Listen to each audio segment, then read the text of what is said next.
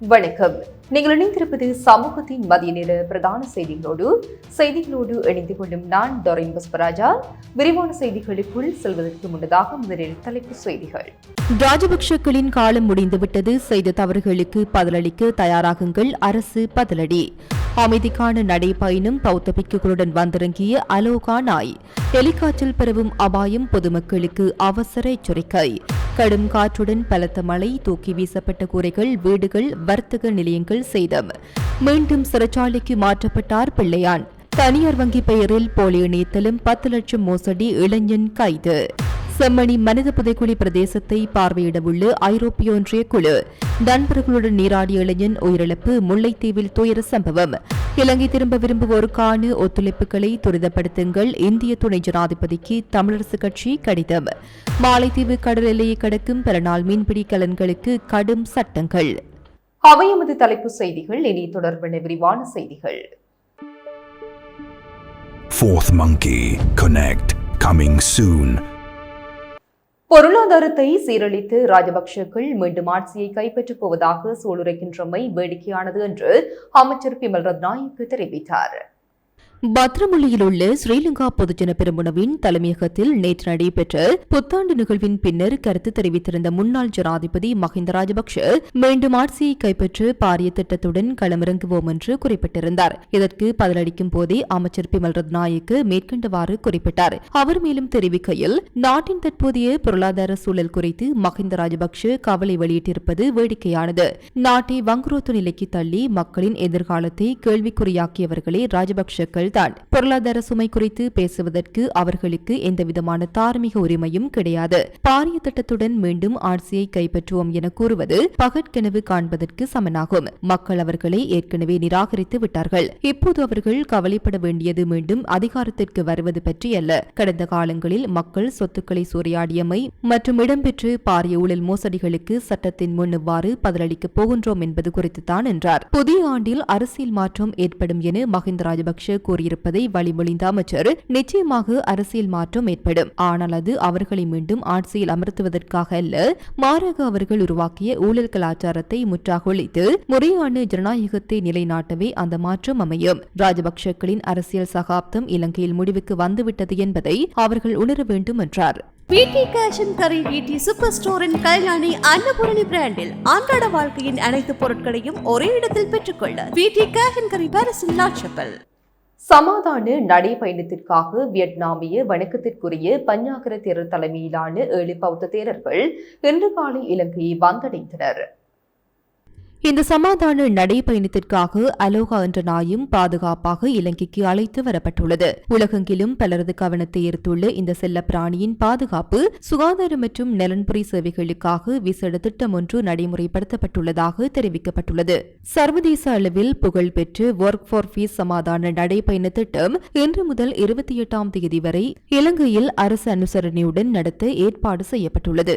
வணக்கத்திற்குரிய பஞ்சாகர தேரர் தலைமையிலான மகா சங்கத்தினர் அனுராதபுரம் ஜெயஸ்ரீ மகா போதியிலிருந்து பெற்றுக் கொள்ளப்பட்டு அரசமர கன்றுகளுடன் இந்த நடைபயணத்தில் பங்கேற்க உள்ளனர். இந்த அரசமரக்கன்று மாலை 3 மணிக்கு அமைதி நடைபயணத்தில் பங்கேற்கும் பிக்குகளிடம் உத்தியோகபூர்வமாக கையளிக்கப்படும். பின்னர் ட்ருவன் வெளிசாய வளாகத்தில் மாலை 4 மணிக்கு விசேட மத வழிபாட்டு நிகழ்வுகள் இடம்பெறவுள்ளன. ஜனாதிபதி செயலகம், கிளீன் ஸ்ரீலங்கா திட்டம், புத்த சாசன, சமய மற்றும் கலாச்சார விவகார அமைச்சு, பொது நிர்வாகம், மாகாண சபைகள் மற்றும் உள்ளூராட்சி அமைச்சு, முப்படைகள் மற்றும் போலீசார் மற்றும் தேசிய வடிவமைப்பு மையம் உள்ளிட்ட பெருமளவிலான அரசு மற்றும் தனியார் நிறுவனங்கள் இந்த சமாதான நடைபயணத்திற்கு ஆதரவு வழங்குகின்றன.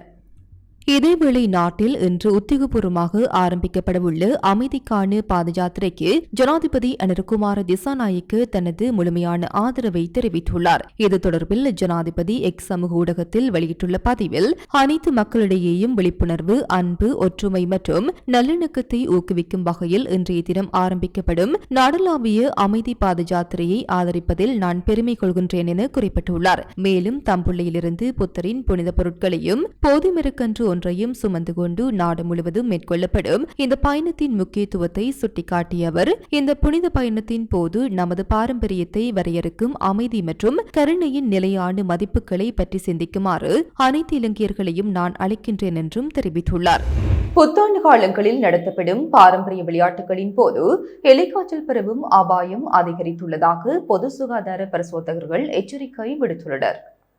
பெரும்பாலான புத்தாண்டு நிகழ்வுகள் நீர்நிலைகள், சிறிய குளங்கள் மற்றும் வயல்வெளிகளுக்கு அருகாமையில் ஏற்பாடு செய்யப்படுகின்றன. இவ்வாறான பகுதிகளில் விளையாட்டுகளில் ஈடுபடுவது எலிக்காய்ச்சலை உண்டாக்கும். கிருமிகளுடன் நேரடி தொடர்பை ஏற்படுத்தி நோய் பரவும் வாய்ப்பை அதிகப்படுத்துவதாக அவர்கள் சுட்டிக்காட்டியுள்ளனர். பொதுமக்கள் கடும் காய்ச்சல் மற்றும் தசைவலி ஆகிய அறிகுறிகள் குறித்து விழிப்புடன் இருக்குமாறு அறிவுறுத்தப்பட்டுள்ளனர். இவ்வாறான அறிகுறிகள் தென்படும் பட்சத்தில் உடனடியாக அருகிலுள்ள மருத்துவமனையில் சிகிச்சையை பெற்றுக்கொள்ளுமாறு வலியுறுத்தப்பட்டுள்ளது. வவுனியா மாவட்டத்தில் திடீரென ஏற்பட்டு கடும் காற்றுடன் கூடிய பலத்த மழையினால் மக்களின் இயல்பு வாழ்க்கை பாதிக்கப்பட்டுள்ளது. நேற்று மதியம் திடீரென வீசிய கடும் காற்றினால் வவுனியா நகர், அதனை சூழ உள்ள கிராமப்புறங்களில் உள்ள வீடுகள் மற்றும் வர்த்தக நிலையங்களின் கூரைகள் பகுதியளவில் காற்றினால் அடித்து செல்லப்பட்டுள்ளன. வவுனியா நகரின் வர்த்தக நிலையங்கள் பலவற்றின் தகர கூரைகள் காற்றில் தூக்கி வீசப்பட்டதில் பல லட்சம் ரூபாய் பெறுமதியான சொத்துக்களுக்கு சேதம் ஏற்பட்டுள்ளது. திடீர் அனர்த்தம் காரணமாக பொதுமக்கள் மற்றும் வர்த்தகர்கள் கடும் சிரமத்திற்கு உள்ளாகினர். மதிய நேரத்தில் மக்கள் நடமாட்டம் அதிகமாக இருந்த வேளையில் இந்த அனர்த்தம் ஏற்பட்டதால் நகருக்கு வருகை தந்த பொதுமக்கள் பாதுகாப்பான இடங்களை தேடி ஓட வேண்டிய நிலை ஏற்பட்டது. நாட்டின் பெரும்பாலான இடங்களில் பிற்பகல் 1 மணிக்கு பின்னர் மழை அல்லது இடியுடன் கூடிய மழை பெய்யக்கூடும் என வளிமண்டலவியல் திணைக்களம் தெரிவித்துள்ளது.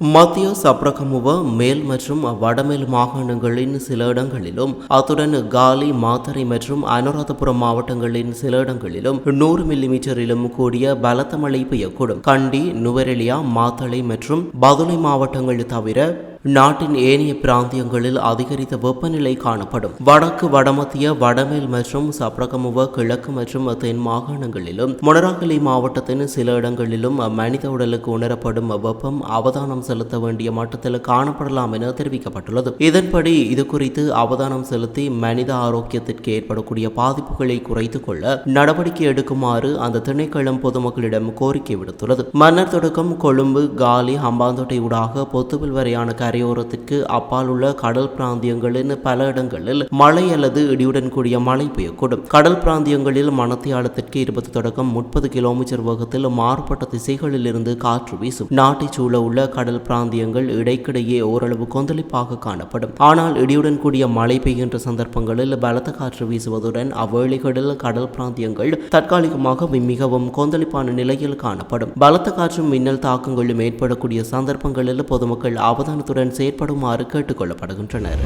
சிறைச்சாலை வைத்தியசாலையில் சிகிச்சை பெற்று வந்து பிள்ளையான் என அழைக்கப்படும் சிவனேசதுரை சந்திரகாந்தன் மீண்டும் சிறைச்சாலைக்கு மாற்றப்பட்டுள்ளார்.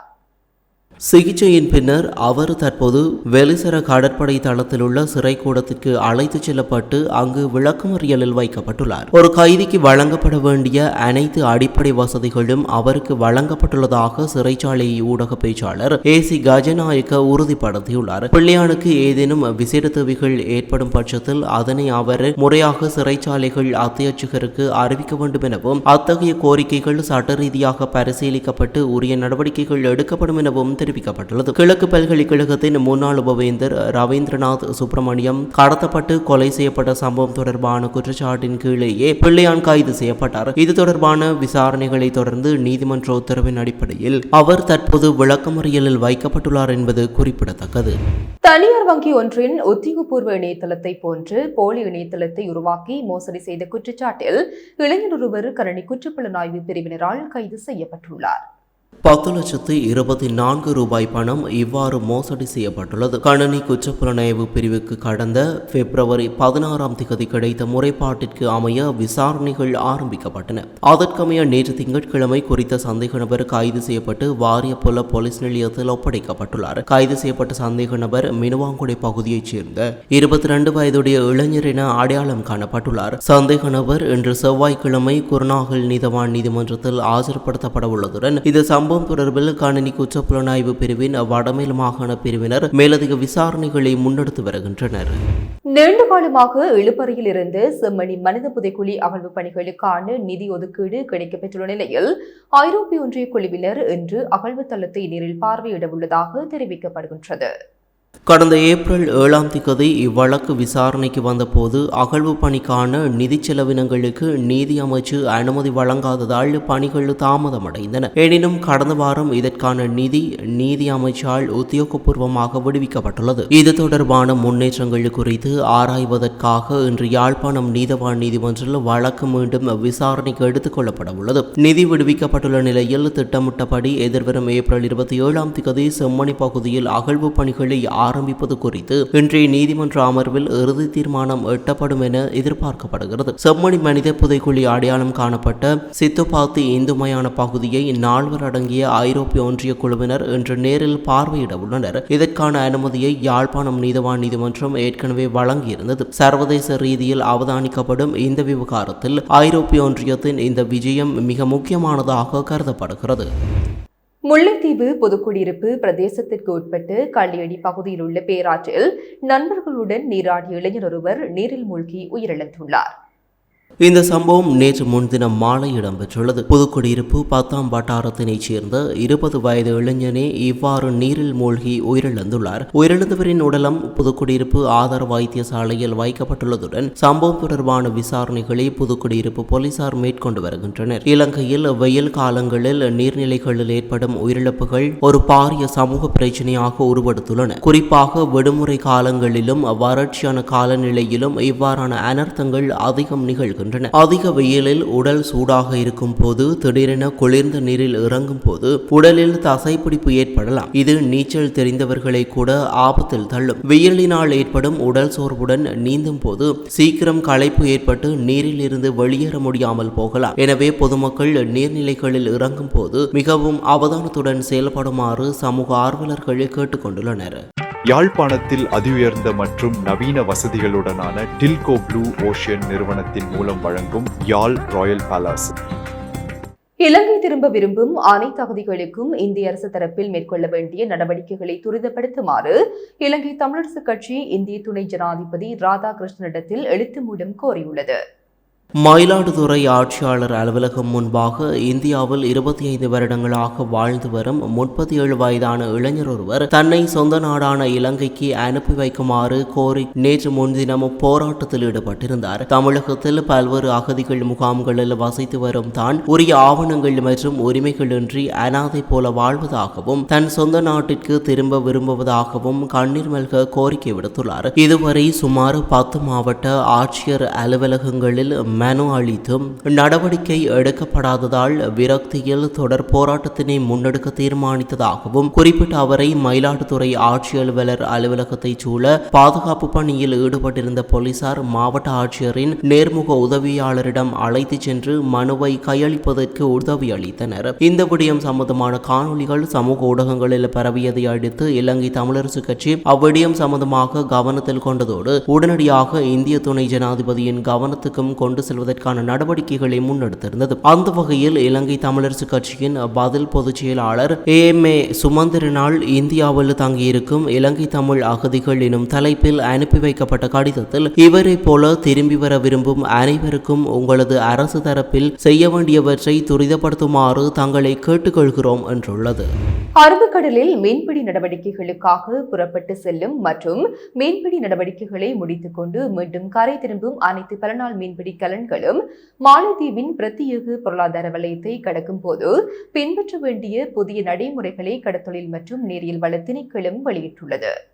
இது குறித்து கடற்றொழில் மற்றும் நீரியல் வள திணைக்களத்தின் பணிப்பாளர் நாயகம் சுசாந்த ககவத் விடுத்துள்ள விசேட அறிவிப்பில் பின்வருமாறு வலியுறுத்தியுள்ளார். மாலைத்தீவு அரசாங்கத்தின் சட்டத்திட்டங்களுக்கு மாறாக அந்நாட்டு கடல் எல்லைக்குள் நுழையும் கலன்கள் மாலைத்தீவு பாதுகாப்பு படையினரால் கைது செய்யப்படும். அவ்வாறு கைப்பற்றப்படும் கலன்களை விடுவிப்பதற்கு மாலைத்தீவு அதிகாரிகள் மிக அதிகளவிலான அபராதங்களை விதிக்கின்றனர். இவ்வாறான பாரிய அபராதங்களை செலுத்துவது கலன் உரிமையாளர்களுக்கு தாங்க தாங்கிக் கொள்ள முடியாத பெரும் நிதி இழப்பை ஏற்படுத்தும். இத்தகைய சட்ட ரீதியான சந்தர்ப்பங்களில் தமக்காக பேசுவதற்கோ அல்லது தலையிடுவதற்கோ கடற்றொழில் திணைக்களத்திற்கு எவ்வித வாய்ப்பும் வழங்கப்பட மாட்டாது. எனவே அரபிக்கடலுக்கு செல்லும் போது மற்றும் மீண்டும் கரை திரும்பும் போது அத்துறைசார் புதிய சட்டத்திட்டங்களை மீனவர்கள் கட்டாயம் பின்பற்ற வேண்டும். மாலைத்தீவு கடல் எல்லைக்குள் நுழைவதற்கு குறைந்தது 96 மணித்தியாலங்களுக்கு முன்னதாக உரிய விண்ணப்ப படிவத்தை பூர்த்தி செய்து compliance@fisheries.gov.mv மற்றும் maldivestandsitfar@gmail.com ஆகிய 2 மின்னஞ்சல் முகவரிகளுக்கும் அனுப்பி வைக்க வேண்டும். விண்ணப்பத்துடன் கலனின் பதிவு சான்றிதழ், வெளியேறல் படிவம், ஊழியர்களின் விவரங்கள், கலனின் தெளிவான புகைப்படம் மற்றும் எல்லைக்குள் நுழையும் மற்றும் வெளியேறும் இடங்களை குறிக்கும் வரைபடம் ஆகியவற்றை சமர்ப்பிப்பது கட்டாயமாகும். இந்த சட்டத்திட்டங்களை மீறுவதால் ஏற்படும் நிதி மற்றும் தொழில்சார் பாதிப்புகளை தவிர்த்துக் கொள்ள அனைத்து கலன் உரிமையாளர்களும் மீனவர்களும் மிகுந்த அவதானத்துடன் செயற்பட வேண்டும் என பணிப்பாளர் நாயகம் மேலும் கேட்டுக் கொண்டுள்ளார். இத்துடன் சமூகத்தின் மதிய நேர பிரதான செய்திகள் நிறைவு பெறுகின்றன. தொடர்ந்தும் சமூகத்தோடு இணைந்திருங்கள். எமது RIP பேச்சுக்கு கிடைத்த மரண அறிவித்தல்கள். யாழ் ஏழாலை முனியப்பர் கோவிலடியை பிறப்பிடமாகவும் வதிவிடமாகவும் கொண்டிருந்த திரு சுந்தரமூர்த்தி சந்துரு அவர்கள் 20/4/2026 திங்கட்கிழமை அன்று காலமானார். யாழ் கச்சாயை பிறப்பிடமாகவும் கைதடி, வெளிக்கண்டல், கண்டாவளி ஆகிய இடங்களை வாழ்விடங்களாகவும் கொண்டிருந்த திரு முருகேசு கந்தசாமி அவர்கள் 20/4/2026 திங்கட்கிழமை அன்று காலமானார். யாழ் சில்லாலையை பிறப்பிடமாகவும் வதிவிடமாகவும் கொண்டிருந்த திருமதி ராசாத்தி நாகேந்திரம் அவர்கள் 20/4/2026 திங்கட்கிழமை அன்று காலமானார். களுத்துறையை பிறப்பிடமாகவும் ஒட்டுசுட்டான் மற்றும் கனடா, ஸ்காப்ரோ ஆகிய இடங்களை வாழ்விடங்களாகவும் கொண்டிருந்த திரு சந்தனப்பிச்சை பெரியண்ணன் அவர்கள் 19/4/2026 ஞாயிற்றுக்கிழமை அன்று கர்த்தருக்குள் நித்திரையடைந்தார். மேலே அறிவிக்கப்பட்ட அனைத்து மரண அறிவித்தல் இறுதிக்கிரியை பற்றிய தகவல்களை அறிந்து கொள்ள ரிப் பேஜை பார்வையிடுங்கள். இதற்கான லிங்க் கீழிருக்கும் டிஸ்கிரிப்ஷனில் பார்வையிடலாம். இது போன்ற செய்திகளை தெரிந்து கொள்ள சமூகம் நியூஸ் சேனலை சப்ஸ்கிரைப் செய்து அருகில் உள்ள பெல் பட்டனை கிளிக் செய்யுங்கள். மேலும் இது போன்ற செய்திகளை உடனுக்குடன் தெரிந்து கொள்ள சமூகமீடியா.com என்ற இணையதளத்தின் வாயிலாகவும் எங்களுடன் இணைந்திருங்கள்.